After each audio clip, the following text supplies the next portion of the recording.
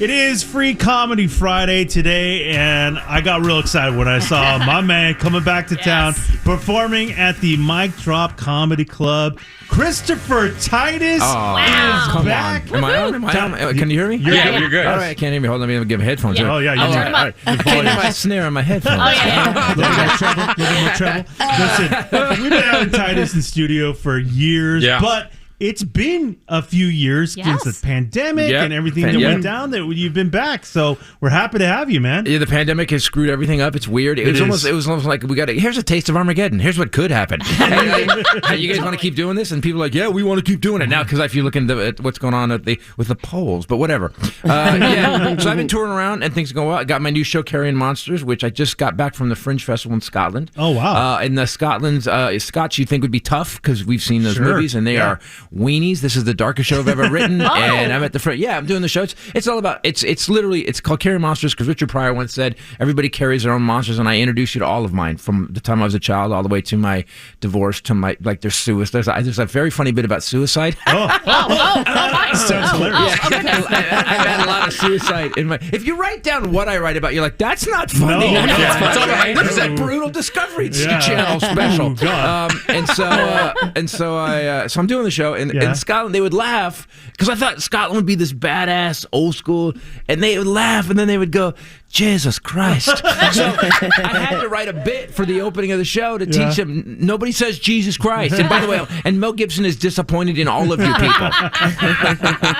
But the pandemic's changed things like in comedy. Comedy because we're having trouble hiring people. You guys have trouble hiring people? Yeah, we've seen that everywhere. Oh, yeah. So I was in a place called Magoobies. It's in the East Coast. Hey, if you pay my money, I will show up anywhere. I will play a Chevron self-serve island if my money's there. That's how I respect that. Well, what's happening? Casey knows. Titus, what's happening during the pandemic? People were playing parking lots. It got crazy for a while. That was weird. Like comics doing like shows to people honking. Yes. Like that was so weird. I didn't do it. I have a studio in LA, so what we did is we Enviro Shield the whole room, and then we had like 16 to 18 people come in masked, and we let comics do real shows. We did Ron Funches and Fortune Feimster, and we filmed them with 3 cameras because I did one kitchen show where you stood in your kitchen and did comedy, and I was like, wow, comedy already makes me want to take my own life. Like Friday's second show. This is the best it gets. I'm not doing this. So anyway, so the pandemic ends. I'm back on the road. I'm vaccinated. I'm on the in Magoobies, and I'm getting heckled. It was right after February, right when the Ukraine war started. Okay. And there's a dude in front. He's literally dressed like the Ukraine flag. I'm not kidding. Okay. He's wearing the pants. He's wearing a blue shirt and yellow pants. Yeah. And I said something. He goes, "I'm from Ukraine." He was representing. I was like, "Oh, okay." Cool. But he's drunk and he's on a Tinder date. I find out later. Oh my God. And he's doing this thing where I'm doing a joke, and the audience is killing, and he's tapping his watch and doing stuff to impress her. So I start ripping on the guy. This goes on the whole show. Finally, I said, "Dude, you're done. You got to go," because he couldn't even hold his head up. And the guy's like, I'm not going. And there's a guy in front of him. And the dude in front of him was a fan of mine who'd taken a picture earlier. And basically his shoulders started from the top of his head. It just went, there was no neck. It just went, yeah. And so this guy won't get up and leave. And there's no bouncers because of the pandemic. There's these 15-year-old kids who are like, all right, you guys got to go. Don't make us throw you out of here. It's like 6'4". So the guy in front of him stands up and turns around and just leans in and he goes, "It's time for you to go." And I found out later the guy was a correctional officer. Here's how crazy people got after the pandemic. People forgot how to act. Yes. The guy stands up, starts to walk out, turns around and flips me off. There's a lady in the back, we're near Philadelphia, and she goes, "That was wrong. You shouldn't throw him out. That's wrong." Guy up top in the next balcony goes, "Shut the F up, lady." And then her husband turns around and goes, "You shut the F up." And then she looks at her husband and goes, "You shut the F up." So now it's like multiple people. Oh my God. It's a ripple effect. So wait, we're not even close to done. This guy starts walking out. He starts walking, getting, "Come on, you gotta go. And the big guy's helping him walk out. He bumps into a table. This little black dude stands up and goes, "What the F, man?" A lot of effing going on. Like way more than I use in my show. Yeah. And all of a sudden near that table I hear, And I'm like, what now? So the table they bought, dude, this is a melee. It's a melee. And there's a group of people now trying to get it out. And Not at Magoobies. Right. For God's sakes, Magoobies. Yeah. You no shame. This is Magoobies.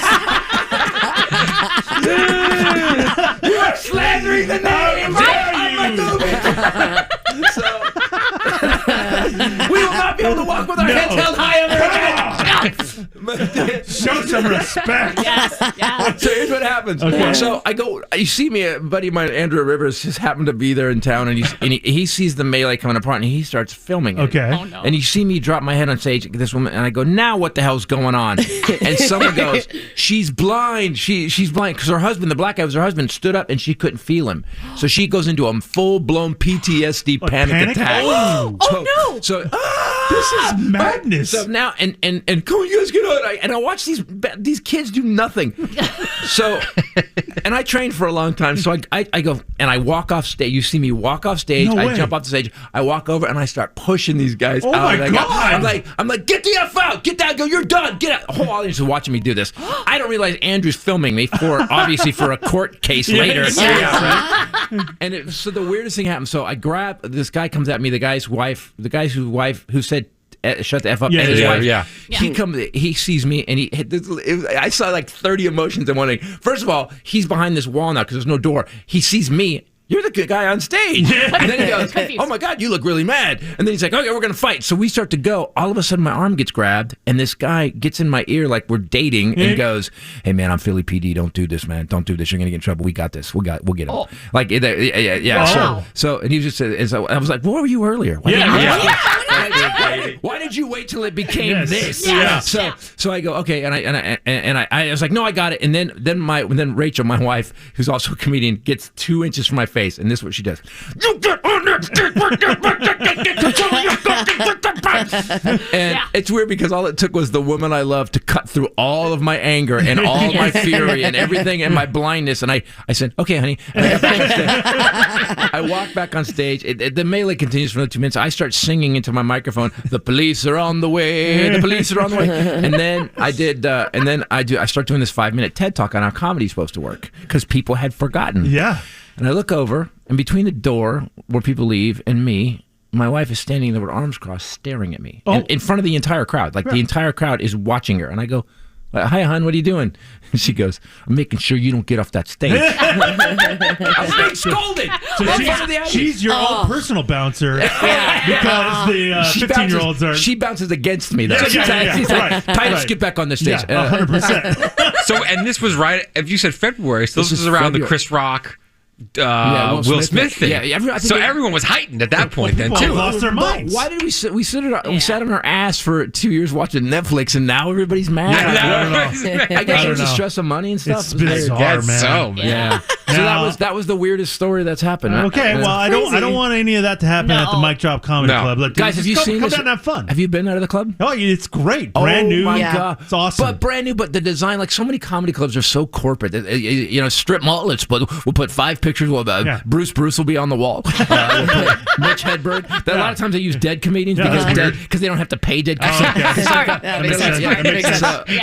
Red Fox is dead. Random Geraldo. Hey, Geraldo. That's at least in this era. Yeah, he's dead. Put that one up. That's good. Oh my God. This club didn't do that. They took a theme, which and this can go wrong too. Comedy clubs will take a theme sometimes and mess it up. Yeah. And they didn't. It's like it's got the right. It's Alice in Wonderland theme. You can't really tell until you start looking around. You're like, wait, and it starts to unravel. You're like, what the hell's going on? And I can't. I'm going to perform tonight. We'll see how it goes. Yeah, tonight, tomorrow night should be awesome. Yeah. One thing I love about you, Titus, is following you on Twitter. Because this is one of my favorite things. I'd like to apologize. Can I make a blanket apology to everybody about my Twitter because. I love it because Titus is one of He's hugging himself. It's a lot. Well, you have to understand. If you come after Titus, he does. No, a lot of people would just ignore it and go, you know what? I'm not dealing with this. Okay, Titus don't give a rip. If you decide, you know what? I don't like what Titus is saying. I'm going to say something. Titus is going to engage. Okay, kind of like how he got off stage. Now, your wife isn't there. This story doesn't even surprise anybody. after your first story. It's amazing, dude. Sometimes watching you go back and forth with people, and it's pretty wild. It's crazy there. You know, Twitter. I think I'm probably going to leave Twitter after because of Musk. I think I'm going to leave it. He just, he's You're not going to play for your check mark or pay for your. Not even that. He opened it up. What happened over the years is Twitter had standards and it became this. We've pulled so hard in the last 6 years to evil and darkness and to crazy, to where you're like, wow. We were just talking about that. But like if you just listed, okay, let's go back 10 years. If you listed what was going to happen in a couple years, we would go after with Obama's. We'd be like, go shut up, man. This is America, boy. And now all hate. All hate, and then like stealing documents, and the dude's walking around, and like, what is going on? Like, how is this happening? It's madness. So Twitter became this thing where it was you, if you were going to come hard from the right, you had to at least come correct. You couldn't just be like, your mom sucks. You know what I mean? Yeah, it was like that. And then when Musk took over, it instantly changed again, to where we went back to, and so I started amping up, because the one thing that pisses off people that are crazy is facts. and not only am I funny about it, but I'll bring you, I will give you 10 articles to read it. And they go, oh, you actually believe the media? No, I believe all 10 of these stories that are exactly the same. Yeah, it's crazy, man. And so if you want to follow me on Twitter, it's at Titus Nation. I will tell you this. It is, I'll apologize in advance. It's a good time, man. Jokes are funny to me when like some guy, like I've been doing comedy since I was 19. So if you come after me and you with an insult, I was raised with insults. That's how I was like, oh, okay. Yeah, there we go. That's opening the door here. I am an insult black belt. I'm like, all right. You're kind of drooling a little bit. Let's go. You're not backing me up. No, this is Magoobies all over again. Yeah, Magoobies. Let's go, Magoobies. Woo! The best. It's awesome. But I started, so in the new show, I started going through my life. I was like, so the last show was called Zero Side Effects, which was all about the pandemic and everything. And then I started going, I was like, now what I'm going to write about? And I started writing about all these stories. There's a bunch of stories that I couldn't tell. I couldn't tell. I just couldn't tell them. And then a bunch of people who the stories are about died, and now they're just stories I shouldn't tell. But there's going to be a lot less lawyers involved. There you go. That's good. Like the picture on the wall in the comedy club. Yeah, exactly. Because it's about tragedy. The entire show is about all these horrible stories that have happened in my life, and I took on. This one makes my wife says this one makes Norman Rockwell's bleeding look like an episode of Sesame Street. Oh man, dude, that's her reason. Man. That's why Scotland. Jesus Christ, that's why. Yes. So but it starts out with like, well, I'm from divorced parents, and you guys know if you're from divorced parents, you have a good parent and a bad parent, right? Mm-hmm. Well, there's always one bad parent. Anybody from divorced parents? I am. Do you know who the bad one was? Who's the bad one? Not the bad one, but where it kind of went sideways. Yeah, so that's the bad one. So that's the bad one. Because two people that get along fine, share common goals and laughter, and no rehab, they don't get divorced. They stay together forever. They buy a motorhome. They die years later in a campground in a weird propane explosion. That's how those people die. There's some people that should get divorced that don't. That's true. But that's like I have two bad parents. Okay. So I always had to grade everything on a curve to pick who the good one was. Like, wow, that's pretty crazy. Yeah, well, two bad parents is weird. You have to be like, because you have to come up with a baseline for who the bad one is. So you'd be like, okay, mom did meth. Okay. Dad did other dudes for meth. Okay. That's not my family. That's just an example. Okay. No. Both my parents raging alcoholics. Mom had more assault charges, which is true. By the way, when you come to the show, I want you guys to know something. Every story I tell in this show is honest, dead, and true. I am not making any of it up, so don't question it. I added jokes so people don't cry. That's why. Well, listen, it's no Magoobies, but Mike Rock Comedy Club tonight, tomorrow night. It's going to be awesome. Great seeing you guys. Thanks for coming in, man. Thanks for having me on. Again, I'm